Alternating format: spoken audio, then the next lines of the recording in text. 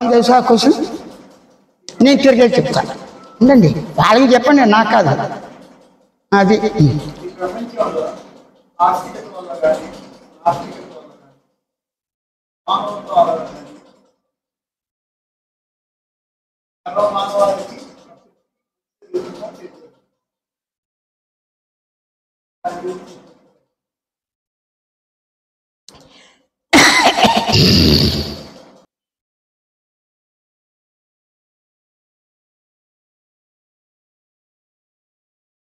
ఓ భక్తుడు జిజ్ఞాసి ఈ ప్రశ్న వేశాడు. ఆస్తికత్వం వల్ల కానీ నాస్తికత్వం వల్ల కానీ హేతువాదం చేత కానీ మానవతావాదం చేత కానీ ప్రతి రంగంలో ఏ రంగమైనా కావచ్చు లాభం జరుగుతుందా నష్టం జరుగుతుందా మానవాళికి సృష్టికి సైతంగా అని ప్రశ్నించారు. ప్రశ్నించేవాడి అనుభవంలో లేనిది ప్రశ్నించలేరు. ప్రశ్నించేవాడెవరు? నేను ప్రశ్నిస్తుంది ఏమని?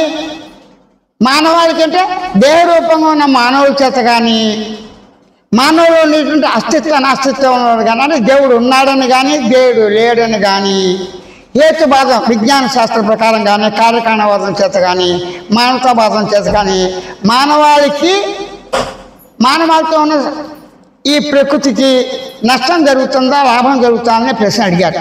వాళ్ళు అడగటంలోనే ఆన్సర్ ఉంది, ప్రత్యేకించి నేను చెప్పవలసిన అవసరం లేదు, అయినా వివరిస్తా. ఈ ప్రశ్న వేసినాడు ఎవరు? ఒక వ్యక్తి, ఒక మనిషి, అంతే కదా.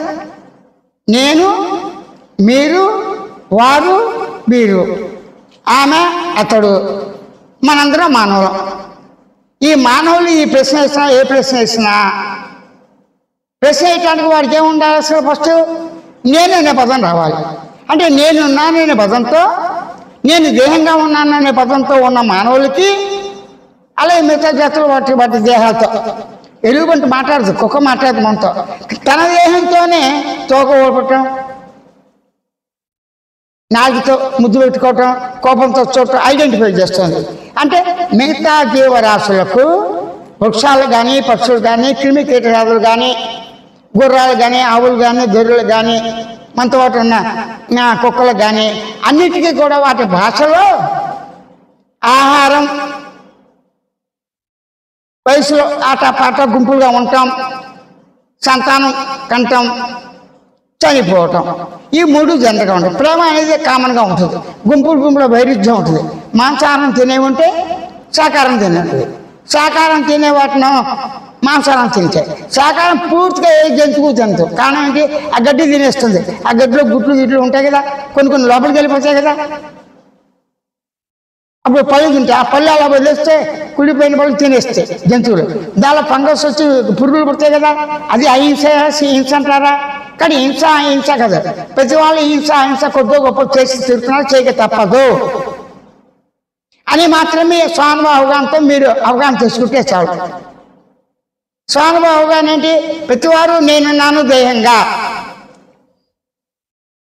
నేనున్నాను తల ముండం కాళ్ళు చేతులతో, నేనున్నాను జ్ఞానేంద్రియ కర్మేంద్రియ ప్రాణేంద్రియాలతో నేనే ఉన్నాను అన్న భావంతో ఉన్న మానవుడు ఈ ప్రశ్న వేశాడు.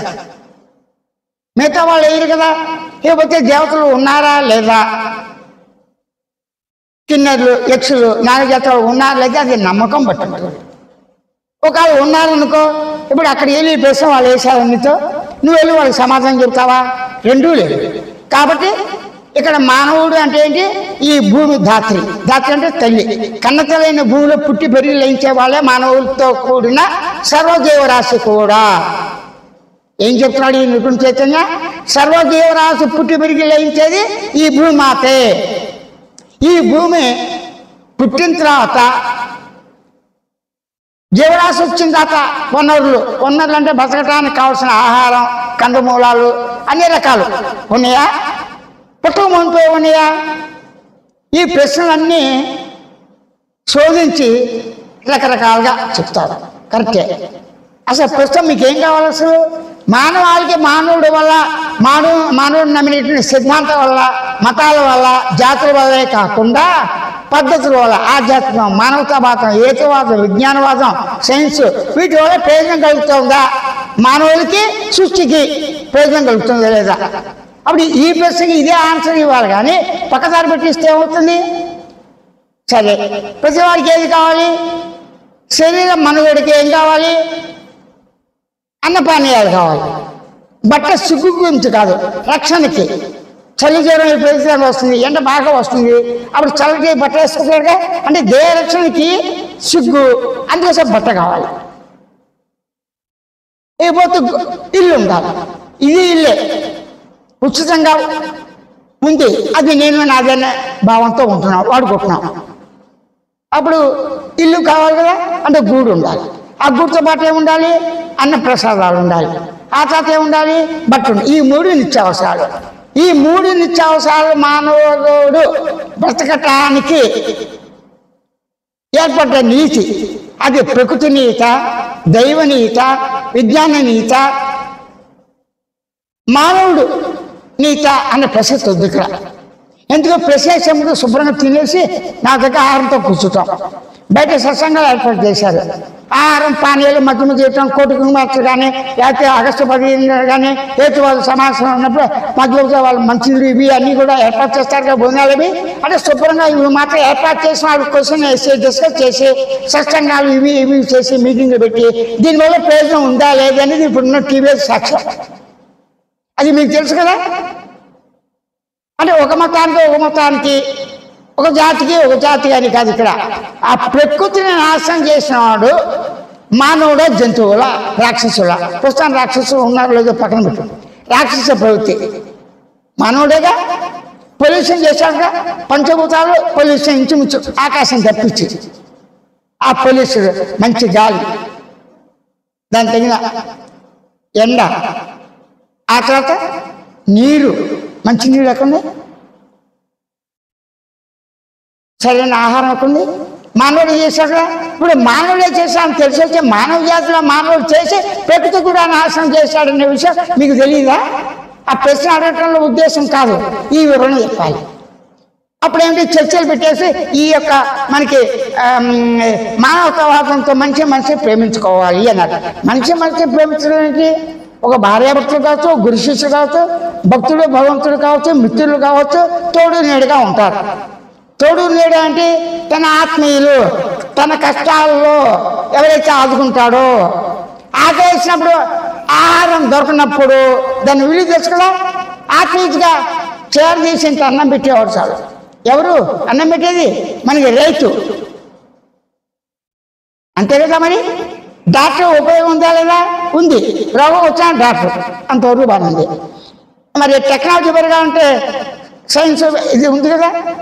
ఆ బ్రిడ్జిలో అవి కడతారు కదా, వాళ్ళు కూడా ఉండాలి కదా. రోడ్లు వేసే వాళ్ళు ఉండాలి కదా, గోడ నడిపే వాళ్ళు ఉండాలి కదా, విమానాలు అక్కడికి ఇక్కడికి వెళ్తాను ఉండాలి కదా, కార్లు, ఇవన్నీ అవసరమే. కానీ వీళ్ళందరూ బతకడానికి ఎవరు కావాలి? మనకి రైతు మాత్రమే. రైతు అంటే ఏంటి? అన్న ప్రసాదం.